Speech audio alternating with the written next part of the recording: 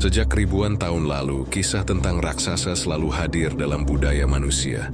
Dari mitologi Yunani hingga legenda Nusantara, dari kisah Nabi Adam hingga Nabi Nuh dalam kitab suci, semua menyebut adanya manusia berukuran luar biasa besar. Pertanyaannya, apakah itu sekadar dongeng atau jejak sejarah yang nyata?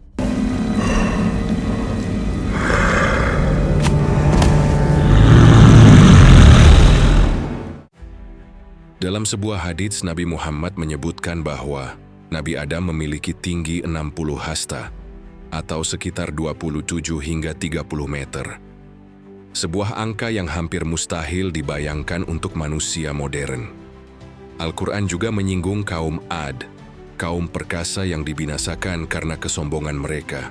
Sebagian ulama menafsirkan bahwa mereka adalah manusia berukuran raksasa. Tubuhnya jauh lebih kuat dan lebih besar dibandingkan manusia saat ini. Kitab Kejadian dalam tradisi Yahudi Kristen juga menyebut Nephilim, keturunan para malaikat dengan manusia, yang digambarkan sebagai raksasa perkasa di bumi. Sementara itu, kisah di era Nabi Nuh menyebutkan kaum besar yang menentang sang Nabi, hingga akhirnya ditenggelamkan banjir besar.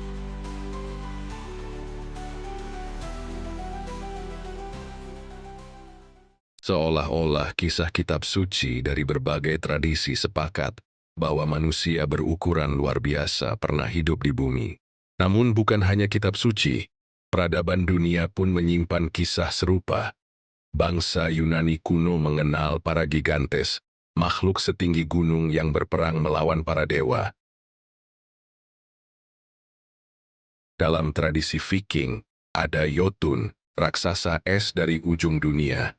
Bahkan di Nusantara, cerita rakyat menyebutkan sosok besar yang menjaga hutan atau gunung, raksasa yang membuat anak-anak takut tersesat. Yang menarik, meski terpisah ribuan kilometer, legenda dari berbagai bangsa itu sama-sama menyebut adanya manusia berukuran luar biasa.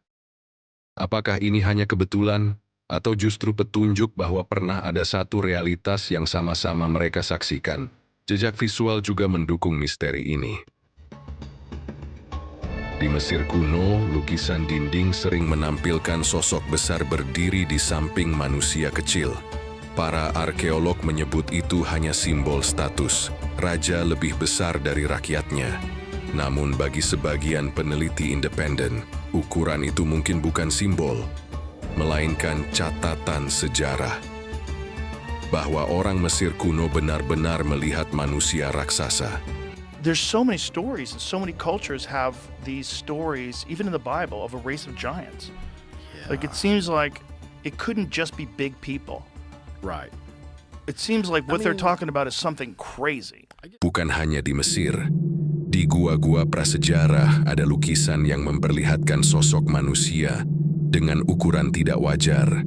Bahkan di abad modern, beredar foto-foto penemuan tulang berukuran sangat besar, beberapa kali lipat manusia biasa. Ada yang mengklaim panjangnya lebih dari 5 meter. Benarkah itu tulang raksasa atau sekadar fosil hewan purba yang disalahartikan?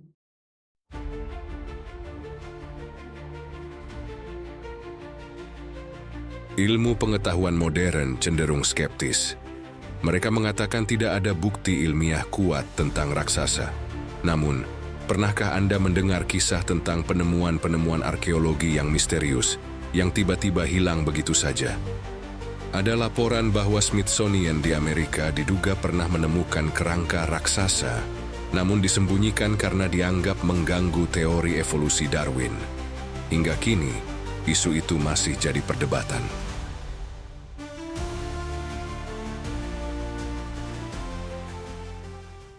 Seorang antropolog pernah berkata, secara biologis manusia bisa tumbuh sangat tinggi karena kondisi gigantisme. Tapi setinggi apapun manusia tetap terikat hukum fisika. Tulang dan otot tidak mungkin menopang tubuh setinggi 30 meter. Jadi dari sisi sains, manusia raksasa hampir mustahil. The square cube law becomes our enemy if a human were to grow to 12 feet tall, which is 3.7 meters, their weight would increase by a factor of 8, but the strength of their bones would only increase by a factor of 4. Tapi jika begitu, mengapa banyak budaya berbeda menceritakan kisah yang sama? Apakah ini hanya imajinasi atau memori kolektif tentang sesuatu yang pernah nyata? Teori lain menyebut, mungkin raksasa yang dimaksud bukan manusia seperti kita, melainkan makhluk hibrida. Di dalam kitab suci, Nephilim disebut sebagai hasil perkawinan malaikat dan manusia. Dalam legenda Sumeria, ada kisah Anunnaki, makhluk besar dari langit yang mengajarkan peradaban. Ada kemiripan mencolok di antara keduanya. Apakah mungkin peradaban kuno menyaksikan makhluk raksasa dari luar bumi? Sebagian konspirasi bahkan menyebut bahwa fosil-fosil raksasa memang pernah ditemukan, tapi disembunyikan oleh lembaga besar, termasuk NASA dan Smithsonian. Tujuannya, agar tidak mengguncang fondasi sains modern. Karena jika raksasa benar-benar ada, maka banyak teori sejarah manusia harus ditulis ulang. Namun tentu saja tidak semua setuju. Banyak yang menolak klaim ini sebagai hoax internet. Foto-foto kerangka raksasa yang viral misalnya, banyak yang terbukti hasil manipulasi digital. Depicting the giant skeleton and described as a National Geographic discovery in India is 100% totally, without a doubt, fake. Tapi sekali lagi, jika semuanya palsu, mengapa kisah raksasa muncul konsisten dari agama, legenda hingga lukisan kuno? Bukankah terlalu kebetulan? Pertanyaan itu membawa kita pada satu kesimpulan. Raksasa mungkin bukan sekadar cerita rakyat.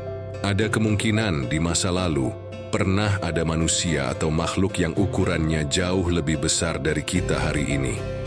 Apakah mereka benar-benar keturunan Adam yang tinggi menjulang? Apakah mereka kaum Ad yang hilang? Atau makhluk asing yang pernah singgah di bumi? Hingga kini jawabannya masih terkubur rapat di balik tanah, reruntuhan, dan rahasia peradaban kuno.